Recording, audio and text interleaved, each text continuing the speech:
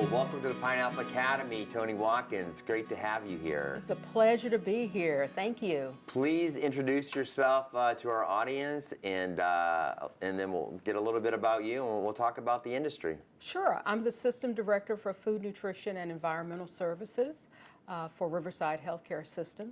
And I've been able to be with the organization for about 6.5 years now. I can't believe it. Time has been really passing by. So, it has. Yes. And where were you before you came to Riverside? I was with Texas Health Presbyterian Hospital in Dallas.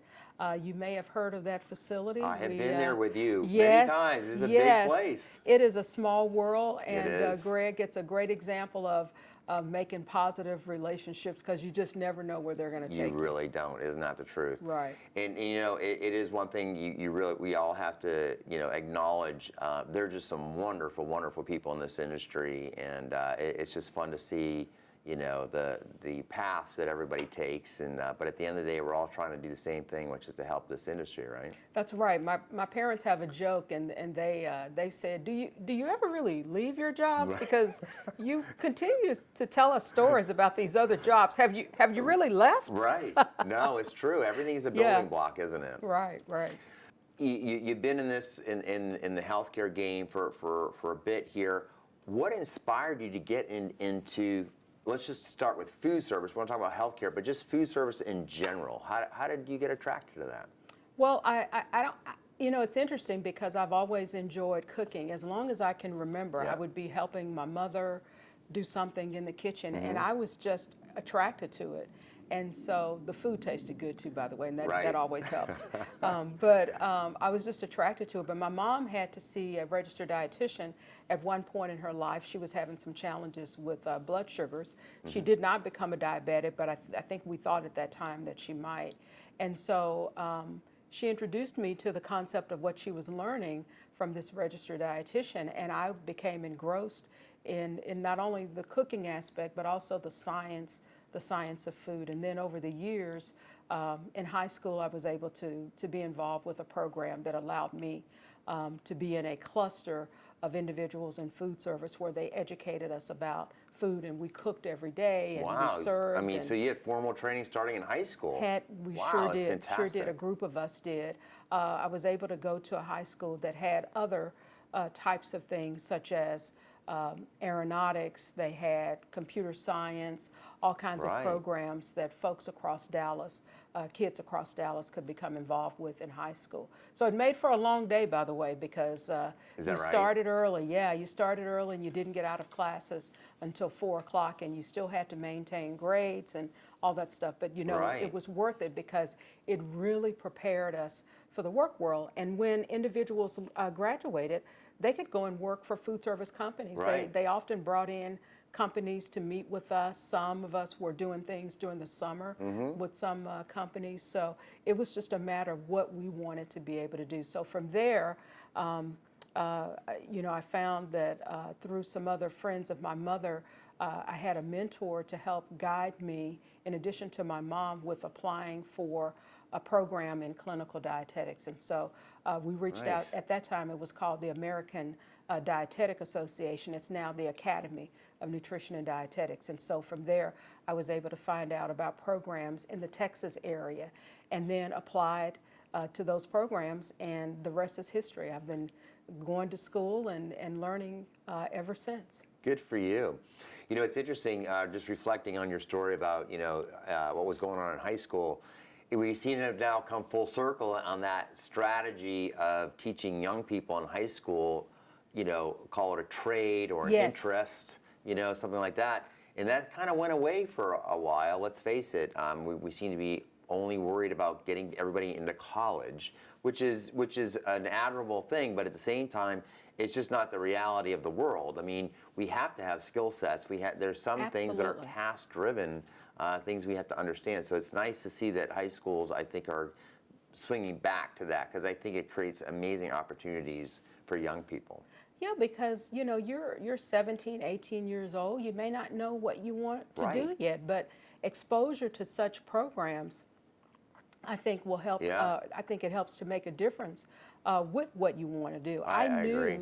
that at that time, my goal was not directly in food service, it was in clinical nutrition. Right. But it was because of that ability to work in a program like that in high school that actually did lead me later on in years.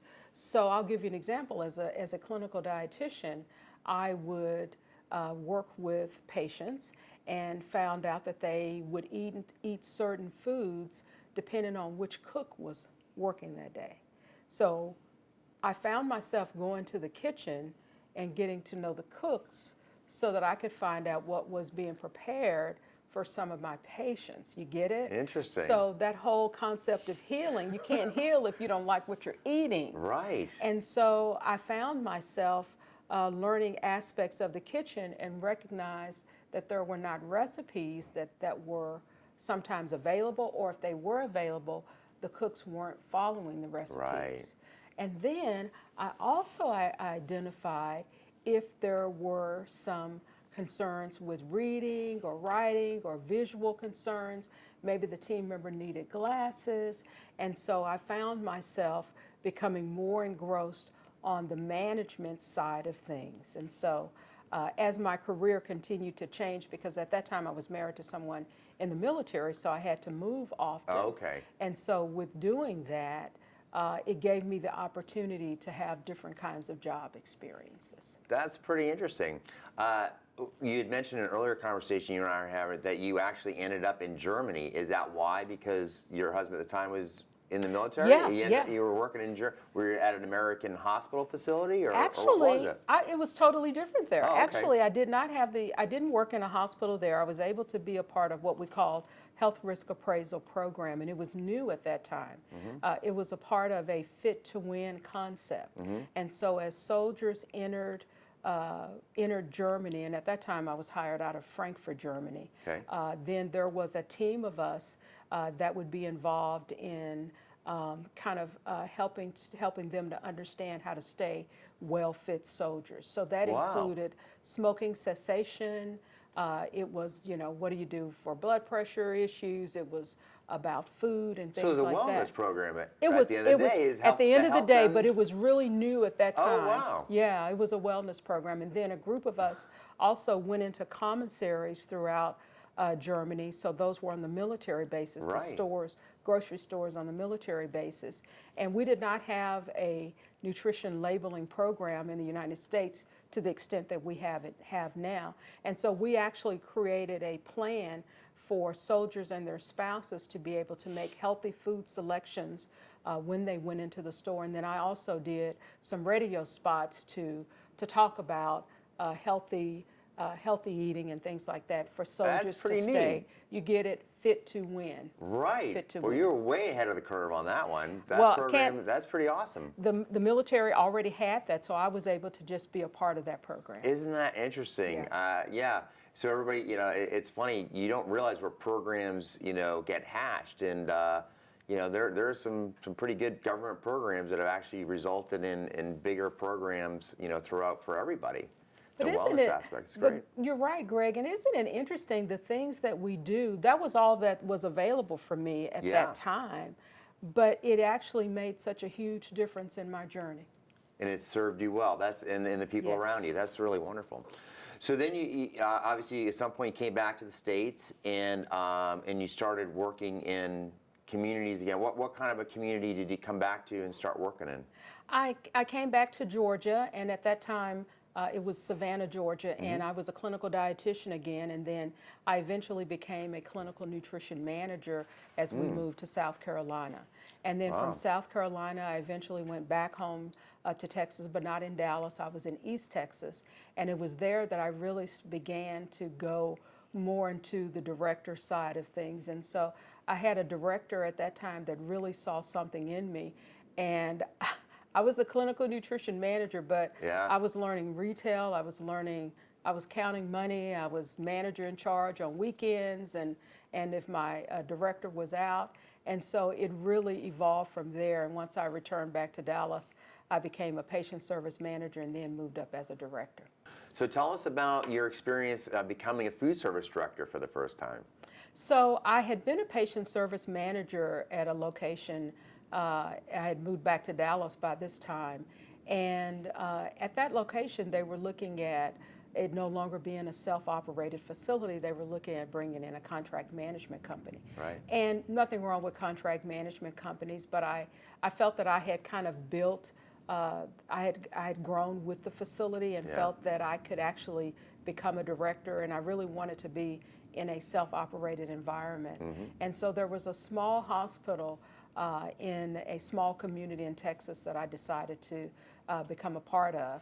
And it was about a 50-bed operation, and we had to deliver food 7 days a week to a secondary campus within about 10 miles of the main facility. And so I drove the van, I filled in, I was the dishwasher, I learned how to order. And I still did a little bit of clinical. I did have a clinical dietitian, but if she was out, I did a little bit of clinical as well. So it was really a good experience for me, Greg, because cut your teeth on everything. Yeah, I had to do everything. Oh, I learned how to do catering events. I had never done catering events in my life. That's fantastic. And so it was perfect for me, even though it was hard. It was hard, Greg. I have to tell you. But I fell in love with it. I fell in love with it. Isn't that funny? Enjoyed the team members. Yeah. And from there, a previous leader of mine exposed me to another opportunity, and then I transitioned from there. So I went from a 50-bed operation to a 225-bed oration, and then later went to a 400-bed operation, and then to a over 895-bed organization, and that was Texas Health Presbyterian Hospital. I forgot how big that hospital was. And now I'm a system director with 12 facilities. Wow, isn't that a great story? Yes. You know, it's interesting when you look at hospitals, people go, oh, hospital food service. Well, it's interesting when you look at the bed sizes, the dynamic of the department can be very, very different. A 25-bed critical access hospital in a rural area has not much in common than the 500-bed urban hospital that is handling all the acute things that are going on, and where people it's amazing the difference in the experience. It is truly a difference. So, Greg, also a part of my journey is right after college, my first job was in El Paso, Texas, and so I thought, I learned Spanish in high school. I thought. Right. Right. Not so much. I could read it. Yeah. I learned how to pronounce things, but I really didn't speak it until. So I learned what we like to laugh and say. I learned food Spanish when I went to El Paso. Okay. I could go up and I could introduce myself, and I could speak the language of the land in food. And so I'm telling you this because I recognize that not then, but now, that was the beginning of my diversity journey. Oh, okay. So loop that around, and now I'm a director in a small facility. The majority of the team members were Latinx team members, okay? And so that's where the Spanish came back in again. And so as I became a director and I was able to advance at the different facilities, I learned how to work with different ethnic groups. Right. And so as I moved up to the larger facility, the one where I met you, if you remember, we had several different ethnic populations within that environment.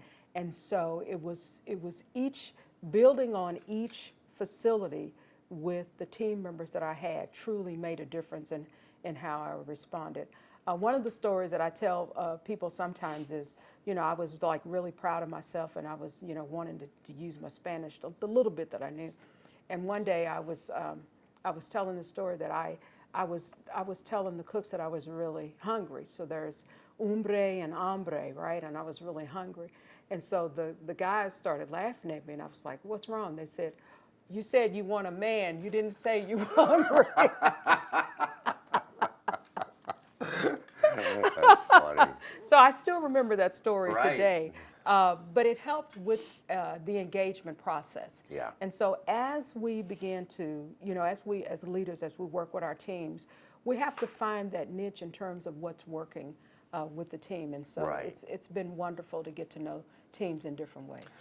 You know, let's talk about a little bit more about the diversity aspect. I had the pleasure of being on a panel discussion with you in this past year about diversity in the workplace and stuff. And so, you know, it's funny for some. You know, I've always been in food service, so there's always been a lot of diversity, and so and it didn't really register me with that. You know, we need to focus on the subject of diversity until I was older and a little bit more worldly and seeing, you know, what the actual problems or issues are around diversity in all ways. I mean, it's not just about color, but there's religion, there's sexual orientation. I mean, it's a big subject matter in terms of what that means.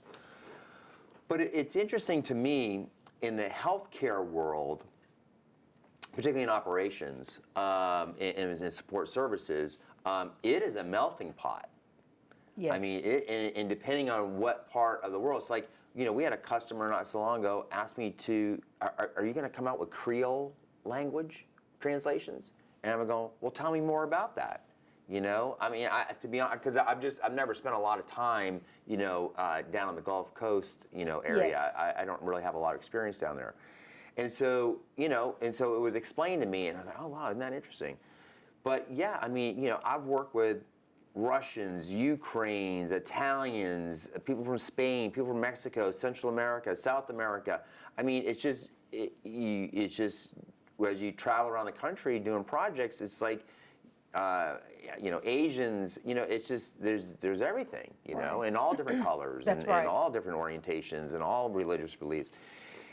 So I really feel that healthcare, and this is just a personal opinion, but it just seems like healthcare seems to be the most embracive of industries when it comes to that. Now, I'm sure there's plenty of work to be done to enlighten everybody and bring everybody to that point, but do you feel that way, or what do you think? I do feel that way, and that's why I sought to get greater knowledge from my perspective in maybe channeling my energies to understand strategies around working with diversity. And as you mentioned, diversity is definitely more than just ethnicity. It's certainly other things involved.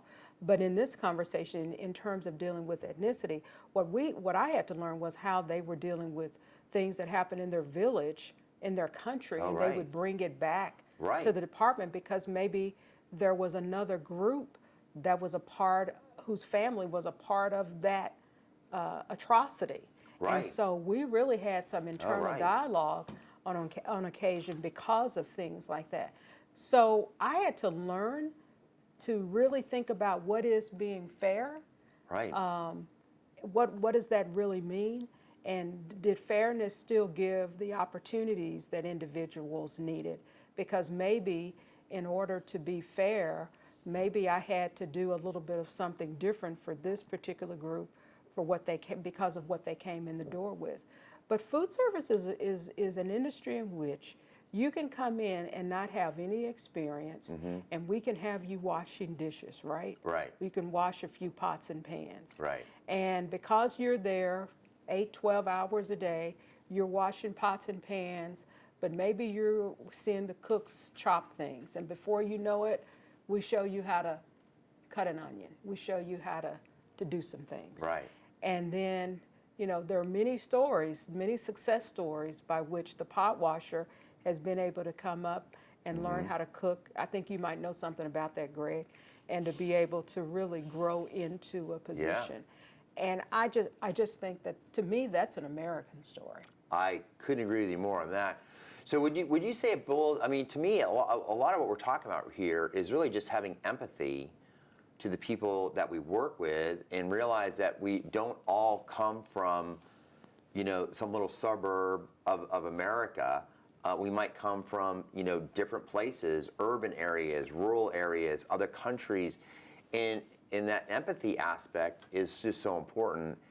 And just because someone wasn't necessarily born in this country or have the same viewpoints that you have, it doesn't mean that they're necessarily wrong per se.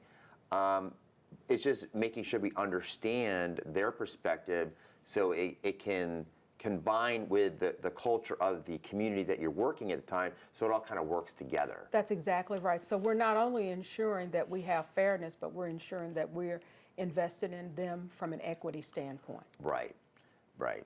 No, I think it's very interesting. Tell me a little bit more about the course. You took a course at Cornell University on diversity itself. Is that correct? Yes, and I'm actually still in class, by the way. Oh, okay. I'm now in the midst of taking an advanced certificate, obtaining an advanced certificate with diversity, equity, and inclusion with Cornell University. And so it is leaders from across the country. A lot of them are chief diversity officers or individuals such as I who are on diversity teams for their organizations. I'm on the diversity and inclusion team even for the Academy of Nutrition and Dietetics. Oh, very nice. And so it is an eye-opening experience. Is that right? For a conversation that could have been uncomfortable. Right. But because of that experience, I have become more comfortable with having the conversation. Right. And one of the examples that I often like to talk about that I've learned with Cornell is there was a conversation about privilege, and you know that's a hot topic these Yes, it days. is.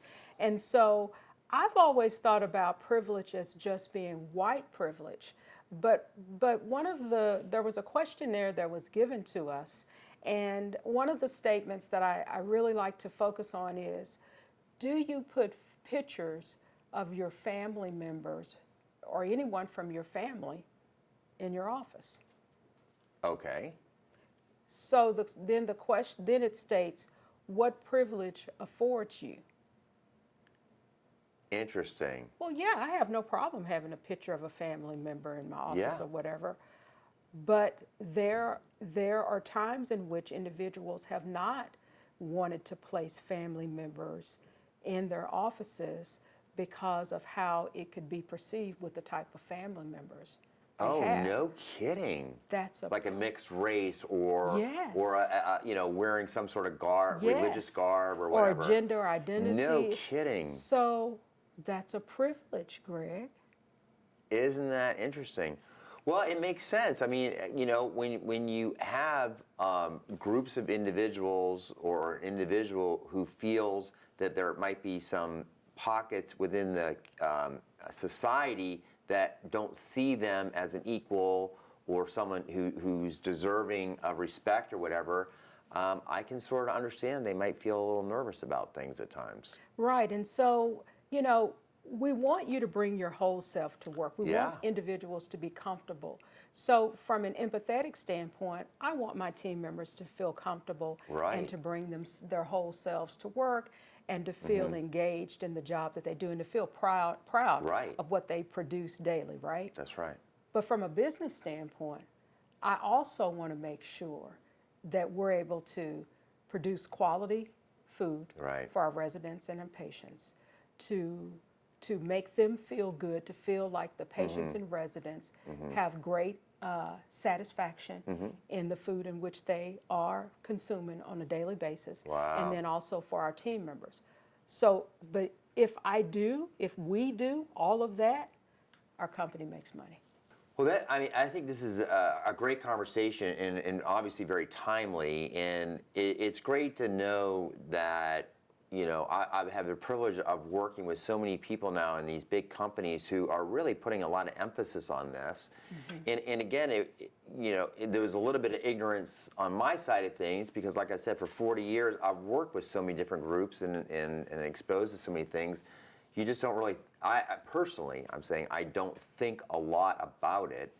But at the same time, as I've gotten older, I also recognize now when you hear some of the dialogues that come out of the media or social media and things like that, yeah, there are groups or there's individuals you can see why they don't feel welcome.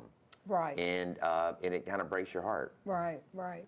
But I think we're having the conversation today. Yes. I think it's a difference is being made, Yes. Particularly as we look at the labor force today. Yes. In the world that we're in, we're looking at fairness and pay. I mean, one of the great things my organization is doing is we're increasing salaries effective January 1st. The entry-level salary will be $15 an hour. But in addition to that, we are taking care of compression as well. So many of our cooks and individuals, we're literally having conversations as I speak to let them know about raises that they will receive. So some of our individuals will be up to $20 an hour as a cook, Right. because of where A because living of where their wage, salary right. was. From your viewpoint as a leader on a national basis, but then also the system director at Riverside, what steps are you doing for that engagement piece? So, employee engagement has been, as I've been discussing earlier, it's remained significant to us. Our organization will go live with $15 an hour. I think I had mentioned that earlier. So, in doing that, we know that is not enough. It's not always about the money. Right. And so we're wanting to make sure that our team does feel engaged. So the leaders are continuing to round on their team members. We have created in some locations what we call a stop light report, where we identify any concerns that they have. We mark it, and it's red. It's either red, green, or yellow, so that they can watch the progress in us being able to take care of the concerns. Some things are just equipment related. Right. Maybe we needed some more utensils, but you'd be amazed at individuals who may not always tell us that, and then they feel that they don't have enough equipment to do their jobs well. So we truly believe in engagement and yeah. making a difference, but also being able to recognize even the simplest of things that could be taken out of context because we Right. just didn't know. I've done pretty much every job, starting as a pot washer. I don't look at all the positions like favoring one to the other type of thing, because I know they're all important. They all contribute to what the outcome needs to be. And so, it's like, I don't look at the pot washer any differently than I would say the director. We all have something to do in this environment, and it all adds up to the results that we're looking for.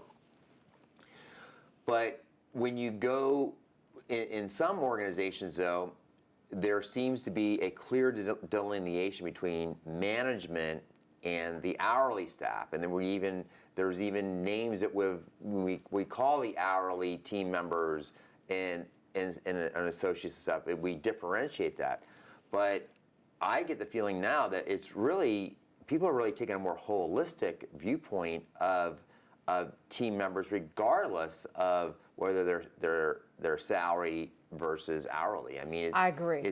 We all have an important role here. And I think the pandemic helped that because Yes. you realize the significance of that pot washer. Yes, that's exactly right. That's right. Right. And so I think you're absolutely right. We're looking at the whole team. But also, even before the pandemic, I felt that it was important to be able to develop our leaders, Yeah. because sometimes being the best cook does not make you the best chef. Right. And so which we want to do this, if we're going to promote individuals from within, we have to be fair and give them the tools they need That's right. to be successful as a leader. And so you want to be part of an organization that helps to provide those tools so that they can take time during the workday to gain knowledge in Yes. terms of how to manage. For sure. I've been in food service for 40 years, and I mean, I learn stuff pretty much every day. I mean, there's so much information to understand, and you really do need to be a student of this. And so, we should be able to give the same gift to our team members also of that education, because the more they know, the job gets easier, and then they see light at the end of the tunnel, like, oh, I could actually go in this direction, and I can make more money, I can have more stability, I can have more benefits, I can take care of, I can get married, I can have kids, Right. The things that we should all have a right to do. So we need to care enough to be invested in them as well. Right, that's right. I've often said there's nothing in food and beverage that you should know if you want to know. Just ask the question, Yes. because there are answers there.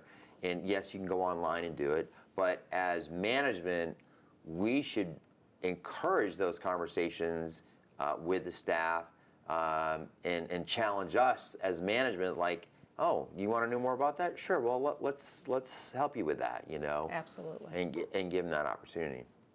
One of the reasons we're here, amongst many others, is the fact that Riverside has adopted the Pineapple Academy in your line of employee engagement. So, how did that come about, and what does that look like, and how do you want to see that more like tailored to the experience at Riverside?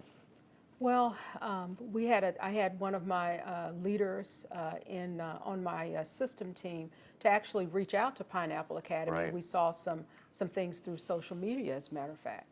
And because of opportunities that we recognized we had with really being able to provide the education and training Right. for our team members, we just didn't have the labor force to be able to do it, Right.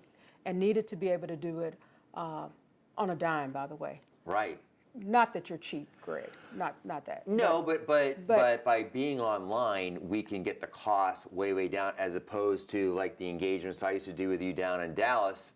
That was quite an investment. It was an investment, and it's not an investment that you can get every day of the week, right? No, and it's Right. it's not sustainable. Right. I mean, that's the problem, because of turnover and other aspects and growth and things like that. It's not tenable to have somebody in your organization 24/7 doing training and process improvements. It's not realistic.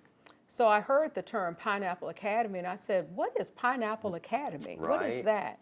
And so with my team member kind of doing her research and reaching out to you guys, then I had a chance to see some of the video clips, and they were like 15-minute segments, Yeah. and they were simple, Right. and they were basic, and we said, we need this. Nice. And so with that being said, I went to our executive chief finance officer, and it was approved for us to be able to make the investment, and then we began to work with our education group in the system, Right. so that we could make it a part of what we call our net learning, and individuals, we could keep up with what they were doing and have it documented and really be able to tell the story. So where are we going with this now? So we are continuing this journey with you all. Happy to be a part of the conversation now, by the way, as well. But what we would like to do is actually create competencies as a result. So if you're in a particular position, these are the things that we're going to require you to watch. We're going to have oversight in you being able to demonstrate Right. that you can do what you said, what you were able to see. So let's say it's a slicer, and we need to make sure that you know how to use the slicer. Right. You're going to watch the video on how to clean a slicer, how to put the slicer back together, and then we're going to have a trainer with you to be able to document that you're able to do that.